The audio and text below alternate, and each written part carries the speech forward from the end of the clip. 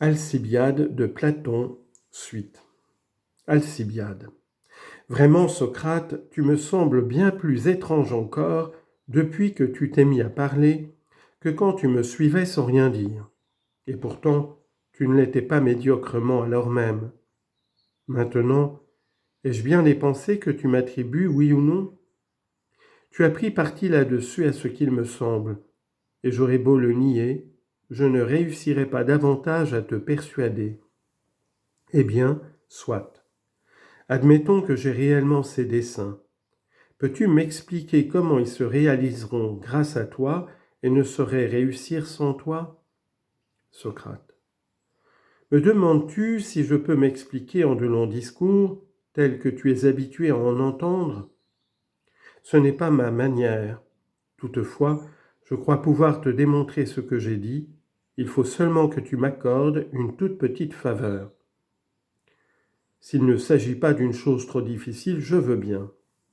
Est-il difficile, selon toi, de répondre à des questions ? Oh, cela est facile. Bon, alors, réponds-moi. Va, interroge. Bien entendu, je t'interroge en admettant que tu aies réellement les desseins que je t'ai attribués. Que tu as réellement les desseins que je t'ai attribués. Soit, admettons-le pour voir ce que tu vas dire. À la bonne heure. Tu as donc dessein, comme je l'affirme, de parler prochainement au peuple athénien pour lui donner des conseils. Supposons alors qu'au moment de monter à la tribune, je t'arrête pour te demander, Alcibiade, quel est le sujet dont les Athéniens vont délibérer et quel motif as-tu de vouloir les conseiller à ce propos ? N'est-ce pas parce qu'il s'agit d'une question que tu connais mieux qu'eux ? Voyons, que me répondrais-tu ? Qu'en effet, c'est parce qu'il s'agit d'une question que je connais mieux qu'eux. Ainsi, c'est à propos des choses qui te sont connues que tu peux donner de bons conseils ? Évidemment. Ces choses que tu sais sont uniquement sans doute celles que tu as apprises d'autrui ou que tu as trouvées à toi seul. Que saurais-je en effet sinon cela ? Maintenant, est-il possible que tu aies appris ou trouvé chose quelconque sans avoir voulu ni l'apprendre, ni la chercher par toi-même ? Non, c'est impossible. D'autre part, aurais-tu consenti à chercher ou à apprendre ce que tu pensais savoir ? Jamais, à coup sûr. Ainsi, ce que tu sais maintenant, ne faut-il pas qu'il y ait eu un temps où tu pensais ne pas le savoir ? Il le faut nécessairement. Eh bien, ce que tu as appris, je peux à peu près te le dire moi aussi. D'ailleurs, si j'oublie quelque chose, reprends-moi. Tu as donc appris, autant qu'il m'en souvient, à lire et à écrire, à toucher de la cithare, à lutter. Quant à jouer de la flûte, tu n'as pas voulu. Voilà exactement ce que tu sais, à moins que tu n'aies appris quelque autre chose à mon insu, ce serait alors probablement sans sortir de chez toi, ni de jour, ni de nuit. Non, je n'ai pas pris d'autres leçons. En ce cas, est-ce lorsque les Athéniens délibèrent sur une question d'orthographe que tu te proposes de te lever pour donner ton avis ? Non, par Zeus, pas le moins du monde. Peut-être alors quand ils traitent du jeu de la lyre. Oh, pas davantage. Ils n'ont guère l'habitude non plus de délibérer sur les exercices de la palestre dans l'assemblée. Non, effectivement. Quel est donc entre leurs sujets de délibération celui dont tu veux parler ? Ce n'est sans doute pas des constructions. Oh non, car un architecte sur ce sujet donnerait un avis meilleur que le tien, sûrement. Ce ne sera pas non plus quand il délibère sur une question de divination. On lit en note. On sait que les devins intervenaient en effet à Athènes dans les délibérations publiques. En outre, on décidait parfois de consulter tel ou tel oracle, particulièrement celui de Delphes. Il y avait même un interprète officiel des oracles pythiques. Fin de note. Nullement. Là-dessus, un devin en sait plus que toi, sans doute. Et cela, quel qu'il soit, grand ou petit, beau ou laid, de haute ou de basse naissance, incontestablement. Sur toute question, en effet, donner un conseil est l'affaire de celui qui sait et non du plus riche. Cela est hors de doute. Ainsi donc, Que l'auteur du conseil soit pauvre ou riche, les Athéniens s'en soucieront peu. Lorsqu'ils délibèrent sur la santé publique, celui dont ils voudront l'avis, c'est un médecin. Il y a apparence. Alors, à propos de quoi comptes-tu te présenter au peuple comme capable de le bien conseiller ? Quand ils délibéreront sur leurs intérêts, Socrate. Entends-tu par là les constructions navales, quand on examine quel vaisseau il faut construire ? Non, Socrate, ce n'est pas ce que je veux dire. En effet, tu ne connais pas le métier de constructeur, je crois. N'est-ce pas là le motif qui te retiendra ? C'est bien cela. Quel est donc précisément le genre d'intérêt public dans la discussion desquels tu veux intervenir ? Ce sont les questions de guerre et de paix, et en général les affaires de la République. Oh oui. Quand il s'agit de décider avec qui on conclura la paix, à qui on fera la guerre et comment ? Justement.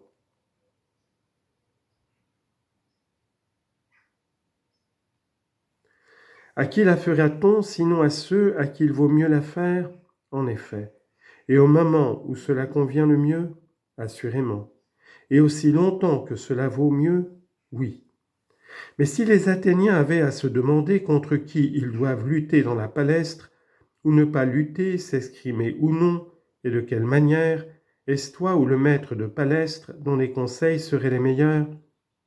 Le maître de palestre, bien entendu. Et veux-tu me dire d'après quelle considération ce maître de palestre leur conseillerait de lutter ou de ne pas lutter contre tel ou tel, en déterminerait le moment et la manière ? Ou pour parler plus clairement, n'est-ce pas avec ceux contre qui il vaut mieux lutter qu'il convient de le faire, oui ou non ? Oui.